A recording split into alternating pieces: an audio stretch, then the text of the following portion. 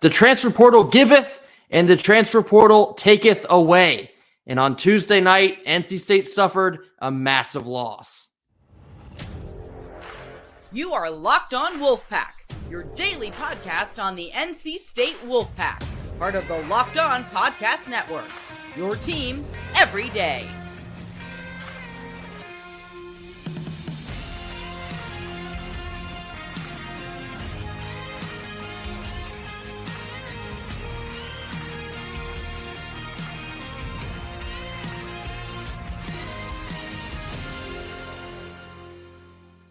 What's up, Wolfpack Nation? It's time to get locked in with Locked On. Thanks for making Locked On Wolfpack your first listen each and every day. We are free and available wherever you get your podcasts and on YouTube, part of the Locked On Podcast Network, your team every day. Happy Wednesday to all. As always, I'm Grayson Boone, joined by former Wolfpack defensive tackle Kenton Gibbs. Kenton, we will waste no time getting into it. Stunning news on Tuesday night for NC State football. Elite cornerback Aydan White has entered the transfer portal on the last day that he could have done so, as Tuesday was the deadline to enter your name for specific designations. Immediate reactions. What do you make of this news? I don't want to overreact, but you and I talked about this off air plenty of times. And what was it that I specifically said? If we got back White and Battle, what was it that I specifically said you can go ahead and do? You said start planning for Charlotte. I still stand by that. I mean that. Had we gotten both of these guys back, I have no doubt in my mind, how special the defense was going to be, because in reality, that gives you the freedom to throw a lot more exotic dogs and all that, knowing that you can leave your corners on an island one up. And don't get me wrong, I think the corners behind Aydan White are good as well. I think that there are some young pups they're coming along. We saw Cisse get better and better as the year went along. You would hope that Cooley in the game coming over from Maryland are looking good as well. And I mean, Shaheen Battle is Shaheen Battle. He's played a ton of ball, made some big plays here too. None of them are Aydan White. With all due respect, he's the best corner this university has seen since Dwayne Washington. And I know some people are going to say, well, Dave Emerson, listen, with all due respect to Dave Emerson, he's the best ball hawk that this university may have ever seen. But I'm talking pound for pound, each technique, in and out of everything. It's Aydan. It's Aydan. And it's been Aydan, again, going back to quite some time. So this is a moment for me that is disheartening. It's saddening. But at the end of the day, it's the new reality. It's where we are. This is the new ball game that we're playing. And you know, as sad as it is, as hurtful as it is, you hope that you'd hope it end up like a lot of those guys at Florida State who said they were transferring out, took a look around and said, actually, I'm good. I'll come on back. And I'll tell you what, I wouldn't be the slightest bit sad or upset about that. So, you know, this the reality that we live in. And, you know, hate to see him go. This is a tough one, man. This is a super tough one. And when the transfer portal opens every year, NC State fans kind of cling to their chair a little bit, saying, oh, man, we got to make it through another cycle and hope not to lose a very key piece to what we're trying to do next year. You saw a couple names early on. You said, okay, understand that, wish them the best. Based on the pieces we have coming back next year, still feel comfortable. You hope that you wouldn't see a name as big as Aydan White. And on the last day of the portal being open, no less. Aydan White has been one of the best cornerbacks that NC State has ever seen. And that's not hyperbole at all. He has been that good. It is all on tape. There's a reason that he does not get targeted very often by opposing teams. It's because he is shutting down that side of the field. And, you know, I mean, you really hit the nail on the head here, Kenton. If you get an Aydan White back to really lock down one whole side of the field in that secondary, you feel great about your defense entering 2024. And so to lose him at this point in the cycle is a massive kick to the you-know-where. I mean, it puts the coaching staff in a tough spot. I understand there's some visits that'll be going on very soon. So you hope that you can convert one or two, maybe three of those into some instant impact type players for 2024. But this is it's a tough loss, and there's no two ways about it. This is a massive loss for this defense coming into 2024. I guess to change fields here, it's not a death sentence. And Aydan No, White is no. a superb player. He is a very high caliber player. Wherever he ends up, and he can play literally anywhere that he wants to because that's how good he is. You know he's going to make a bag. You know it's probably going to be on a very solid team that gets a lot of national recognition. You can already kind of see the writing on the wall there. Something we've said these last couple weeks through the transfer portal process is really the only person that has felt completely irreplaceable is 11. There is no other Peyton Wilson, and you cannot replace him no matter how hard you try. Yeah. Aydan White has been excellent, but for me, it is not the end of the world that he's moving on here. It sucks. Don't misquote me there. This absolutely sucks. But something that has kind of stuck in the back of my mind here in these last couple hours, way back in the offseason before this 2023 season, we started to review the incoming 2023 class and then some of the 2024 recruits. And we started talking about, could we have maybe the best defensive back class coming into state that maybe we've ever had?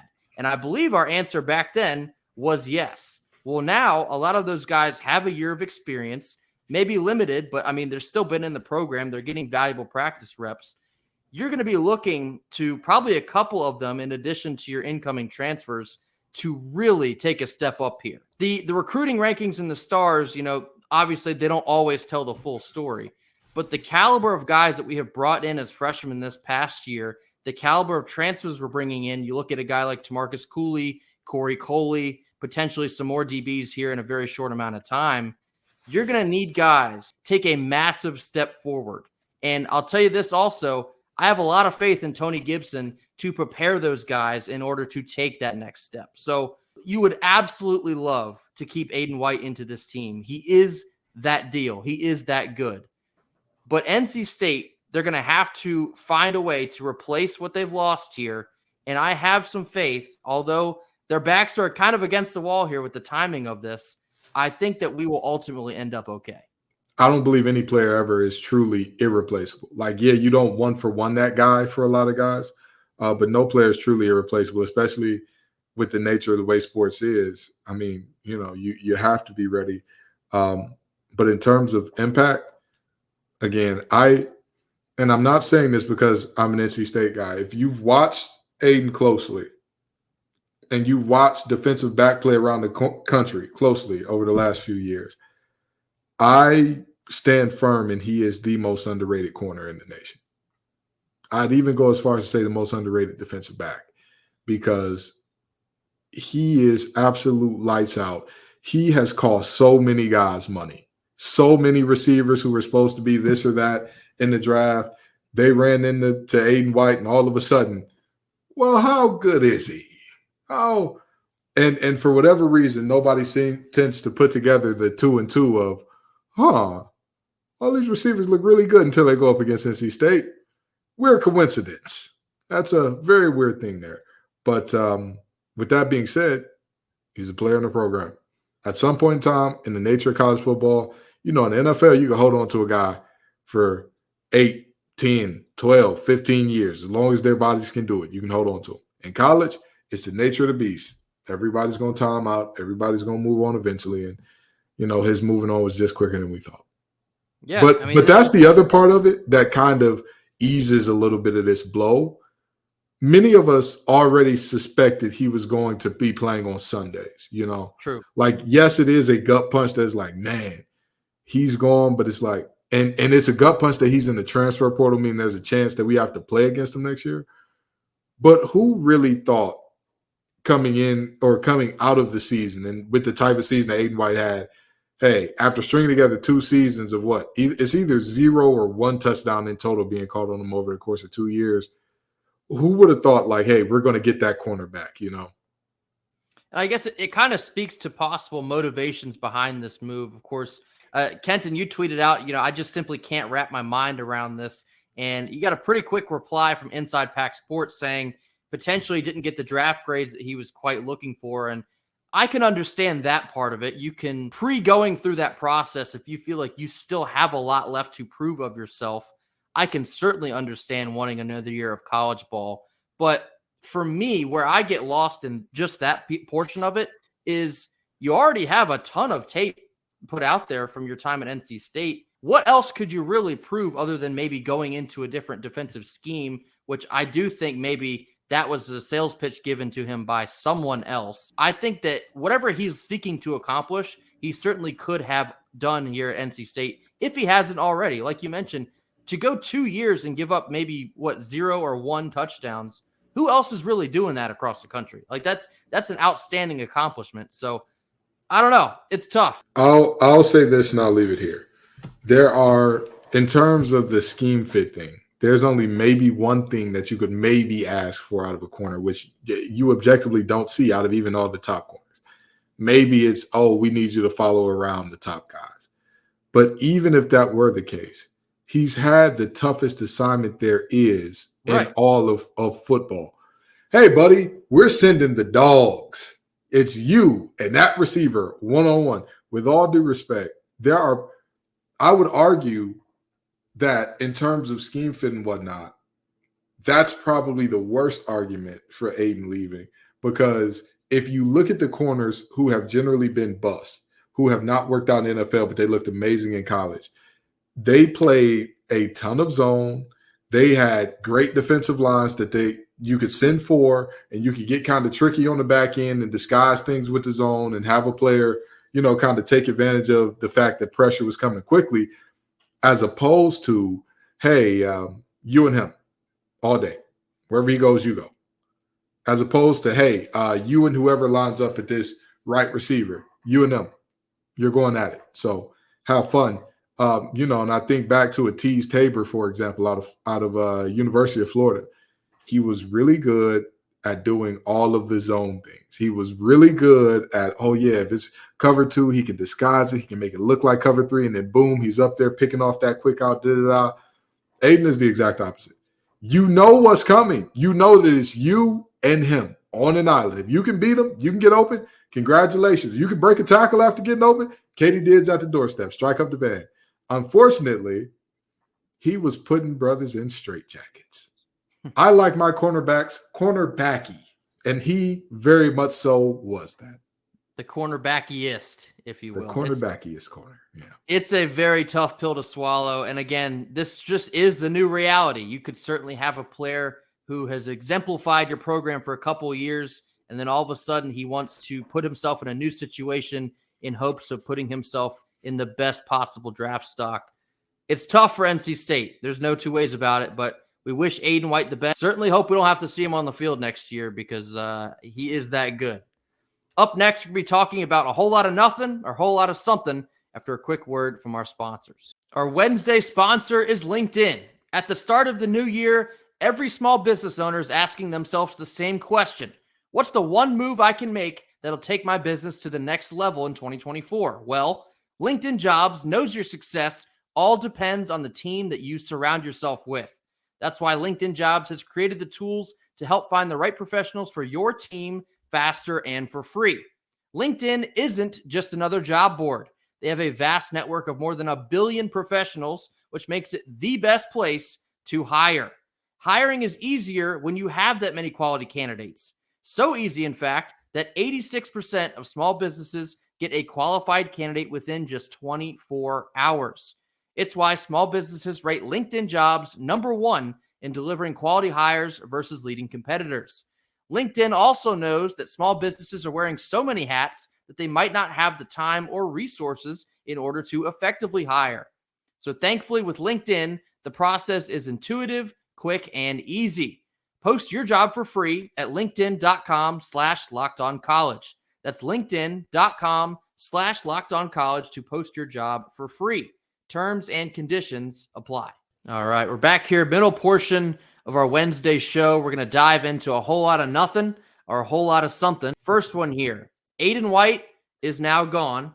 Shaheem Battle still unknown, but has given a little bit of indication that he may also be gone. So it sounds like there's going to be some visiting transfers soon, but all of this, Kenton, whole lot of nothing or whole lot of something? Whole lot of something. Like I said, if those two had come back, not only would they have been a top cornerback duo in the ACC, they probably would have been one of the top 5 cornerback duos in the nation. And so to kind of see that we may go from like, oh man, it'd be great to have both of them back to having neither, which we knew was a possibility. going into this offseason. It's a whole lot of something, even though you expected that they could both leave. Seeing one guy transfer out, which to me, I thought if anything, it was going to be, both to the league or Aydan to the league and Battle stays. And I was hearing, well, Battle's leaning really hard toward the league. And I'm like, okay, well, if we get Battle to the league and Aydan stays, we'll be all right. And, now we come to find out Aydan's transferring out. Now you're looking at Battle like, oh, man, what's going to happen here? Yeah. A whole lot of something. Yeah, it's certainly a whole lot of something. And, no other way to phrase. These are two guys that have held down your secondary for some of the most outstanding defenses that we've seen at NC State for a very long time. And there's the smallest portion of my brain that possibly says a whole lot of nothing, only because there's been times where I've kind of operated under the idea that we might not have both here anyway, like you mentioned. But for Aydan White to transfer instead of either coming back or going to the league, that one stings. And so this is certainly a whole lot of something. And it also creates a whole lot of something for this coaching staff because, like I already mentioned a couple minutes ago, this creates a whole lot of urgency because you have got to fill these holes very quickly in order to give yourself plenty of talent to rise to the top here in 2024. Next one here, pretty much related. Nose tackle Brandon Cleveland and safety Devin Boykin signed with Savage Wolves for 2024. Whole lot of nothing or whole lot of something? I'll say a whole lot of something. I mean, the reality is, the new nature of the ball game is keeping your guys is sometimes your best get. Yep. You hear how we're talking about Aydan White, and this isn't a guy that we were in the portal. Sometimes it's just keeping your guys. And so the reality is, there's just a need to retain good talent in today's game because guys can leave for a myriad of reasons. Let's just be honest. And so to keep really good players, you're always happy about that whole lot of something. And after the departure of CJ Clark, it became imperative that we could keep Brandon Cleveland here for 2024 and beyond. So it's a little bit of a sigh of relief to make sure that Cleveland is locked in. And Devin Boykin's another one. You felt his absence in that bowl game, not being a very experienced piece in the back half of that secondary. You're going to need as much experience as you can possibly keep on staff here to then pour on to the younger guys and the transfers, implementing that culture. So getting back both of these guys for sure in 2024 is a very big deal. Not to mention they're both extremely talented. You saw multiple portions of this year where Brandon Cleveland may have been pushing CJ Clark for some starter snaps because Cleveland felt like every time he was rotating in, he was making a play on the football. So we're expecting big things out of Cleveland in 2024. And of course, Boykin, we're going to be looking at him to be possibly one of the quarterbacks, if not the quarterback of the defense in 2024. So these are two big time deals, and it feels good to have them locked in for next season. Last one here, a little bit of a transition into basketball talk, because that's how we're going to round out the show as well. NC State goes on the road to South Bend this evening, a potential road win over Notre Dame to resume ACC play. A whole lot of nothing, a whole lot of something. I'd say a whole lot of something because at that point in time, I believe that would be State starting off conference play 2-0. And that's always what you want to see. And plus, this is a Notre Dame team that, while they haven't looked super impressive all the time, just whooped the wheels off Virginia. So, this is a team this may not turn out to be a good win, but at this point in time in the season, you're not thinking about quality wins, bad wins. Get in rhythm, figure it out. We're in a new year. Throw everything that happened behind you last year in the trash. Go forward and be better going into the new year. And not to say they were bad to start off the season. Not to say that at all. I'm just saying you got to look at conference play as a new season here and go for it and get a win on the road here in South Bend. Little bit of devil's advocate for me. I'm actually going to go a whole lot of nothing. And I'll say this because Notre Dame's not very good. And I know what they just did to Virginia a couple nights ago, but this needs to be a business is business game. Notre Dame has no business hanging around with NC State in this game, despite the fact that it is a road game for the Wolfpack. Go on the road, take care of business, and keep it pushing. I'll talk about this a little bit more. I know this is a pretty bold statement here, but this needs to be a painless win. Go up, out-physical them, out-hustle them, outwork them, win the game on the road, and keep it pushing. For me, it's a whole lot of nothing. That's fair. I can understand that standpoint of like, hey, this is a pushover team that you need to push over, but I'm sorry, this is still ACC basketball. Well, Joe Lunardi and company could disrespect us, disrespect the conference as much as he wants to, and say, oh, only 4 teams will be in if the tournament started. Yeah, sure, whatever. The reality is, this is, that to me at least, this is still, no jokes, no messing around, no mucking around, because you mess around in the ACC and anybody, including Louisville, and the Kenny Payne error that they got going on over there. Notice I said error, ERROR instead of error, that they got going on over there could beat you. But, it's just my opinion. Yeah, I'll share my other half of my brain on this subject in just a second after a quick word from our sponsors. Rounding out our Wednesday show with a little round ball talk, NC State basketball will go on the road this evening to South Bend to take on the Notre Dame Fighting Irish. I guess you could say it's ACC play part 2, as we've already played one game on the road and beat the Boston College Eagles. But from here on out, it's ACC play for good. It's time to strap it in, win every single possible game that you can, and the resume from there on out will take care of itself. But like I just mentioned, this is a Notre Dame team that is bad. And I say that respectfully, maybe even a little bit disrespectfully. They're just not a very good basketball team this year. I believe they lost by 10 at home to Western Carolina. They got blown out at home by the Citadel, which is a team that we handle business with to begin our season. Yeah. They struggle scoring the ball at points. They turn the ball over a lot. Poor shooting from three-point land. They just struggle in many facets of the game. And so it's almost unbelievable that they completely manhandled UVA by 22 points just a couple nights ago. So this is the other half of my brain that I was mentioning just a couple minutes ago. This is the ACC, and on any given night, you can win or you can lose. Don't let it be you. This would be a horrible loss for NC State at this point in the season. A horrible loss. And I'm not mincing words. We've seen this fan base go up in flames over losses against 3 ranked teams. If you lose this game on the road at Notre Dame, that is almost panic button material. They are that bad this year. Crash the boards. Notre Dame actually surprisingly rebounds at a pretty solid clip. We're going to need all hands on deck to limit second chance opportunities, get down the floor in transition, and make them pay for it. Outwork them, out physical them, out hustle them. And I mean, from that point on, the rest should take care of itself, but you cannot afford to beat yourself in this game in South Bend. I think the key for this team is the same as it always is with Keats, and it's a shame that we haven't been able to get it done at a high enough clip. Get stops outside of the turnovers, right? Like, yes, turnovers are great, and Keats' system is going to generate turnovers. That, hey, we're pressing you 3/4 court or full court, whatever the case may be. It's going to generate some pressure. I mean, it's going to generate some turnover. That pressure is going to generate some turnover. But the reality is you need stops when you don't force a turnover. You need to have the ability to get the defensive rebounds when you do force a miss. You need to have the ability to make it tough on guys to get to the lane. It shouldn't be like it shouldn't feel like we have, 3 to 4 traffic cones out there defensively.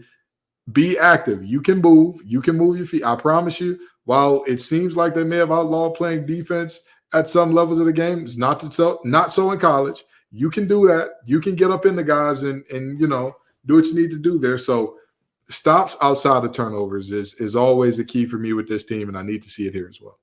And speaking of stops, we need to make sure we are stopping their freshman guard in Marcus Burton. He is essentially all they got, if we're being honest with you. He is their best player. I believe he scores about 15 a game. And outside of Burton, they really don't have much. Like, I'm being completely honest in saying this. So if you go out, Jaden Taylor, Casey Morsell, I need Marcus Burton in Guantanamo Bay on Wednesday night. You cannot allow him to beat you, because if you handle him, I do not see a world in which NC State fumbles this one away. Absolutely. I 1,000% agree. Some bad news and maybe a little bit of good news. That will do it for us here on Wednesday. Looking forward to eating some ice cream this evening as well. Have some post-game commentary on the game at Notre Dame. Be sure to hit that like button. Drop your comments in the comment box. I'll make sure to get to all of those, and also make sure I have plenty to choose from on Friday. Already had some good comments that I'll be sure to feature on Friday, by the way. And as always, hit that subscribe button. Tell a friend to hit that subscribe button, because hopefully we got some good news to celebrate in the world of transfers for NC State football. Make sure you're paying attention to all we got to say about it. That will do it for us here on Wednesday. Until tomorrow, go Pack. Go Pack.